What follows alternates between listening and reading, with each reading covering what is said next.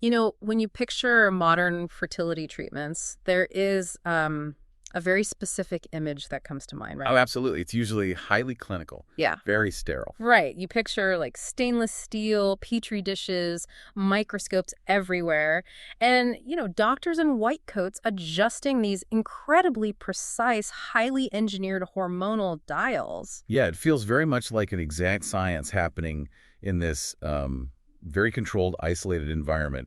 The body's essentially treated like a complex machine where you're just trying to, I guess, force the gears to turn. Exactly. But then I want you to imagine taking that ultra-modern, highly clinical picture and introducing something completely different.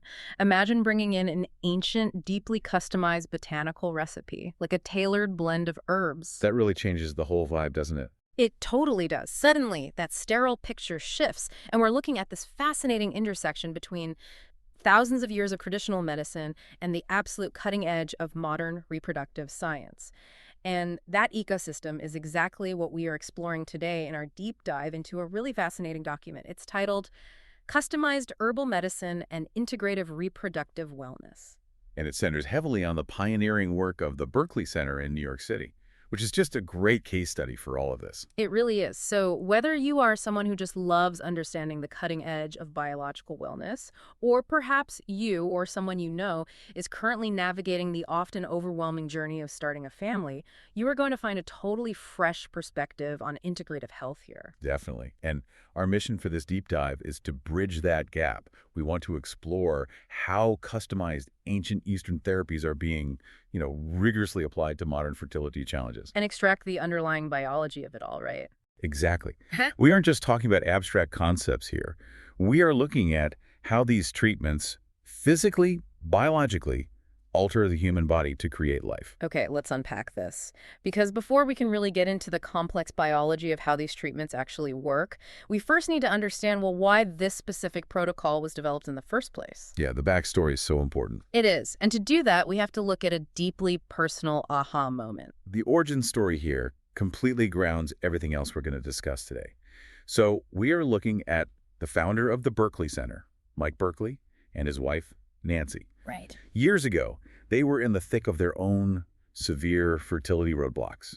And the source material notes that their challenges specifically involved sperm parameters and something called anti-sperm antibodies. Okay, wait, I want to pause on that term for a second. Anti-sperm antibodies, because that sounds terrifying. Intense, yeah. It sounds like your own body is actively sabotaging you. What Yeah. is physically happening there? Well, it is a profound hurdle, and sabotage is actually a pretty accurate way to describe the biological mechanism.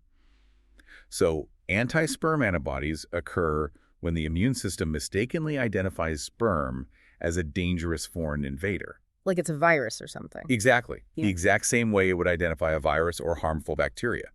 So the body essentially mounts a full-scale immune response. It sends out proteins to bind to the sperm, which either destroys them entirely or clumps them together so they literally can't swim. Oh, wow. Yeah, it turns the reproductive environment into a hostile, active war zone, basically making natural conception incredibly difficult, if not seemingly impossible. That is wild. You literally have a biological security team attacking the very cells needed to create a pregnancy. Right, it's devastating. So after struggling with these severe immunological roadblocks and, likely feeling like they were running out of conventional options, they turned to a completely different avenue: acupuncture and customized herbal medicine. And the result was pretty staggering. Just 3 months later, Nancy became pregnant. And their son, born from that exact pregnancy, is actually a healthy grown man in his 30s today. Which is amazing. But that 3-month timeline is a crucial detail from a biological standpoint, too. Really? Why is that? Well, in the world of human reproduction, spermatogenesis, which is the process of the male body creating new sperm, that takes roughly 70 to 90 days. Oh, I see. Yeah. So the fact that they saw success in exactly 3 months means the herbal and acupuncture protocol fundamentally altered an entire cycle of sperm production from start to finish. It changed the environment just enough to bypass that immune hostility. That is incredible. And that personal success didn't just give them a family, it triggered a massive life pivot for Mike. I mean, he completely abandoned his previous career. Total 180. He went and enrolled at the Pacific College of Oriental Medicine in New York, earned his degree in acupuncture, got his national board certification in herbal medicine, and essentially created an entirely new medical niche. He really did. He became the very first acupuncturist in the United States to specialize exclusively in reproductive wellness.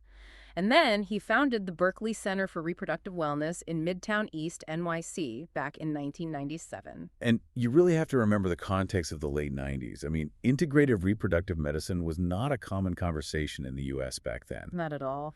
This was driven by a profound empathy. He learned the mechanics of the system from the inside out of pure necessity, right, to save his own family's dream.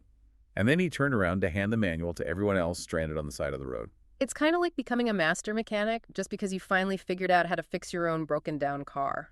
That's a great way to put it. You know the exact frustration of the engine not turning over. Except in this case, the stakes aren't just getting a car back on the road. The stakes are bringing a new human life into the world. That is a perfect analogy. He realized that the conventional mechanics were missing a crucial part of the diagnostic puzzle, and he set out to fill that gap for others. Well, let's actually open up that manual, though. Moving from this deeply anecdotal origin story to the biological reality, how do customized herbs actually change a person's reproductive environment? Right, the mechanics of it. Because the sources are very clear about one thing. This is absolutely not a one-size-fits-all approach. You cannot just walk in and buy a generic, fertility blend off the shelf. No, not at all. The foundational philosophy here is that every single formula is uniquely created for the individual. Okay. They are thoroughly assessing the person's overall health, their specific menstrual cycle patterns, their basal body temperature charts, and, well, their entire reproductive history. I have to push back a little here, though. I get the idea of customizing a botanical blend, but how do the herbs actually do anything targeted? What do you mean? Like, it's not a smart drug with a GPS system. If you swallow a customized tea, how does it know to go fix an ovarian follicle instead of, your left elbow? That's a really fair question. What's fascinating here is understanding systemic microcirculation. You're right, herbs don't have a GPS, but they contain active biochemical compounds like flavonoids, alkaloids, polysaccharides that act as powerful systemic vasodilators. So they open up the blood vessels? Exactly. They relax the smooth muscles in your blood vessels, particularly the highly concentrated capillary beds in the pelvic region. So let's look at egg quality, for example. Poor egg quality is one of the most common hurdles in fertility. Right. And you are born with all the eggs you're ever going to have, so you can't just magically make new ones. But you can dramatically alter the environment they mature in. A microscopic egg takes about 90 to 120 days to mature inside an ovarian follicle before ovulation. Okay. During that time, it is entirely dependent on the blood supply to deliver oxygen and nutrients. When these customized herbal formulas increase microcirculation to ovaries, you are essentially bathing those developing follicles in a nutrient-rich, highly oxygenated fluid. Okay, so you're maximizing the delivery system, but what about the damage? The source material talks a lot about how these herbs reduce oxidative stress. Yes, that's huge. We hear that term thrown around in skincare commercials all the time, but what is it actually doing to an egg?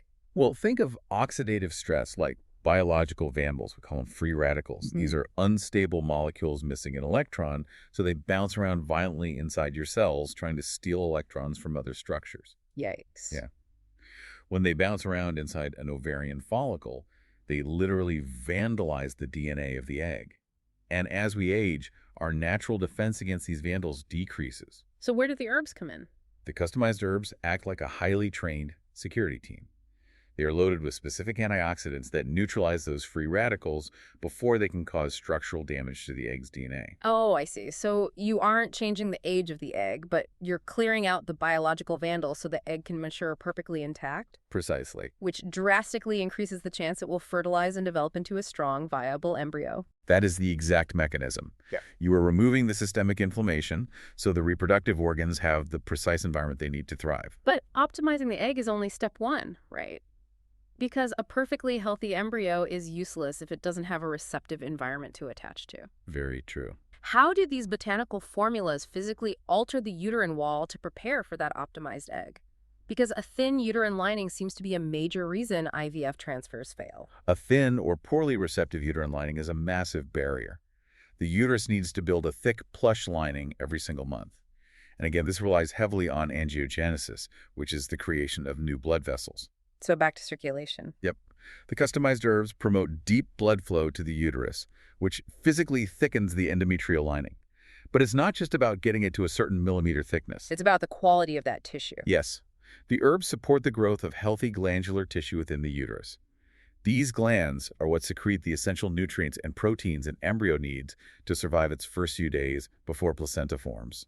The herbs change the internal environment from a barren surface to a highly welcoming, nutrient-dense home for the embryo to implant securely.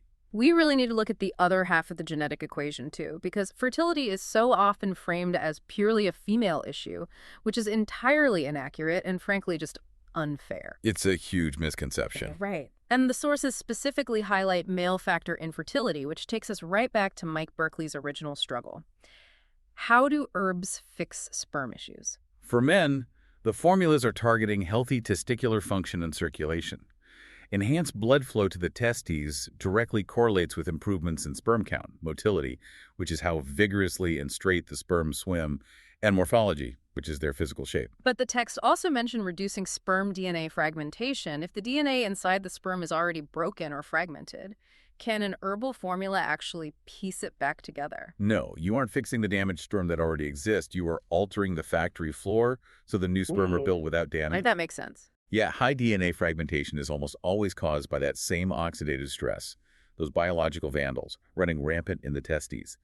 By using tailored formulas to bring down systemic oxidative stress and cool inflammation, the body is equipped to produce the next batch of sperm with intact, healthy, tightly packaged DNA. Okay, so we have these incredibly complex botanical formulas altering the internal chemistry, improving the eggs, creating a plush uterine lining, and optimizing the sperm factory floor. It's a lot of heavy lifting.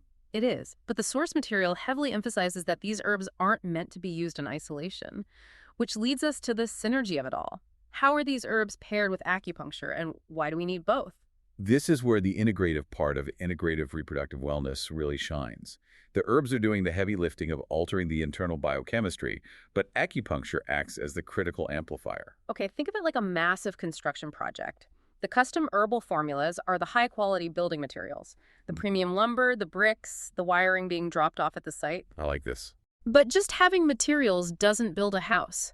The acupuncture is like the highly skilled site manager directing the traffic, making sure those materials get to the exact right place at the precise time they are needed. If we connect this to the bigger biological picture, that analogy holds up perfectly.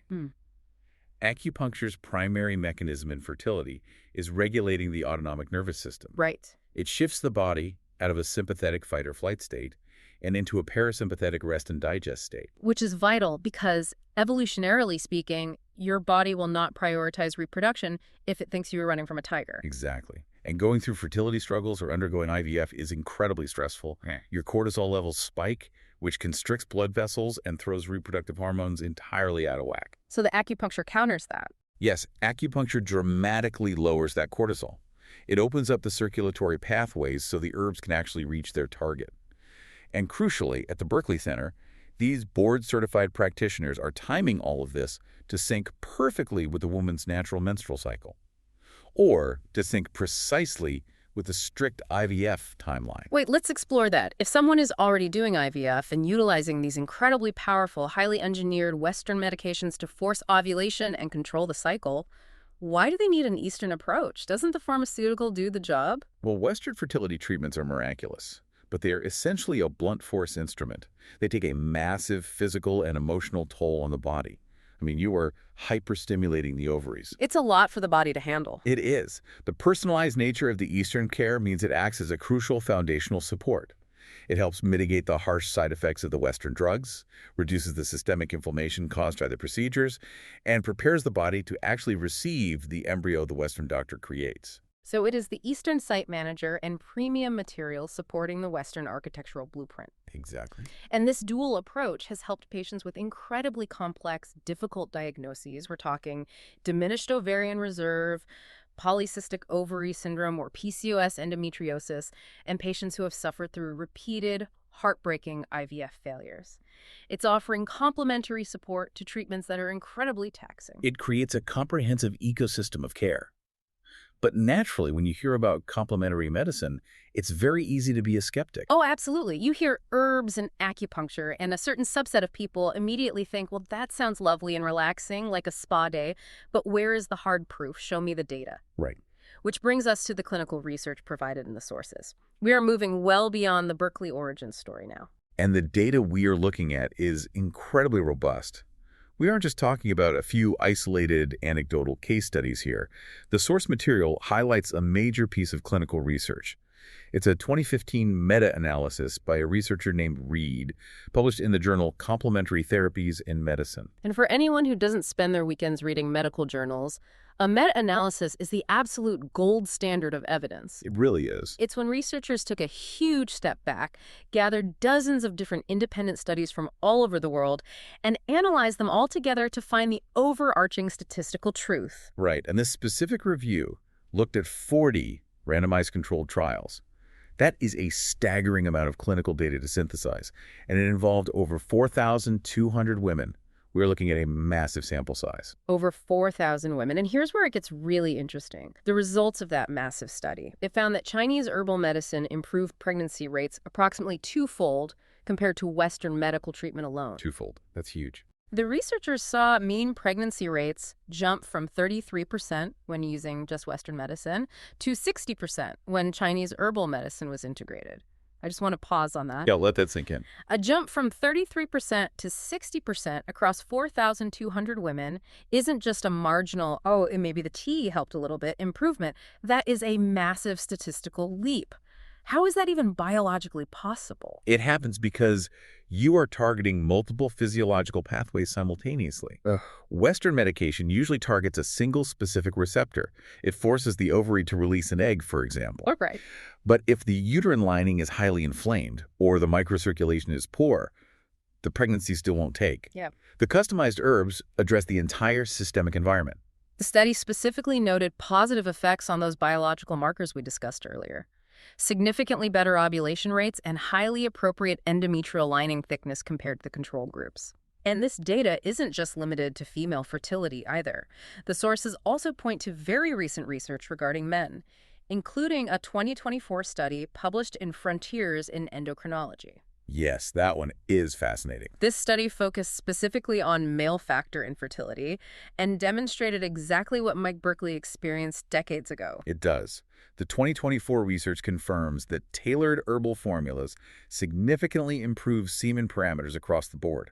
Sperm count, motility, morphology, and that all-important DNA integrity. Wow. All achieved by supporting hormonal balance, enhancing the testicular microcirculation we talked about, and neutralizing those free radical vandals to cut down oxidative stress. And the sources list several additional systematic reviews confirming these benefits for ovarian function, egg quality, embryo quality, and ultimately healthy live birth outcomes. It's an undeniable mountain of peer-reviewed evidence. This raises an important question about how we evaluate medical evidence today. Traditionally, there has been a heavy bias against Eastern practices in Western clinical settings. Sure. But what we are seeing here is that these traditional practices are not only holding up under the scrutiny of rigorous, double-blind, randomized Western clinical trials, they are demonstrably outperforming baseline expectations when integrated properly. So what does this all mean? When we take the deeply personal origin story of the Berkley family, the intricate cellular biology of neutralizing free radicals and building uterine tissue, the synergy of calming the nervous system with acupuncture, and this mountain of statistical data, where does that leave you, the listener? I think it synthesizes into a very clear, powerful message. Clinics like the Berkley Center, which, by the way, you can explore further at berkleycenter.com/represent a vital bridge. A bridge between two worlds. Exactly. They're successfully bridging the gap between ancient, deeply personalized holistic care and modern, highly scrutinized clinical outcomes. They are offering evidence-informed hope to parents who feel they've hit a brick wall. And the biggest takeaway for you is that healthcare, especially when it comes to something as complex and emotionally taxing as reproduction, does not have to be a battle between East and West. No, not at all. It doesn't have to be the sterile lab versus the botanical garden. The most powerful, transformative results almost always come from their integration. It's about utilizing every single tool available to build the optimal environment for life to begin.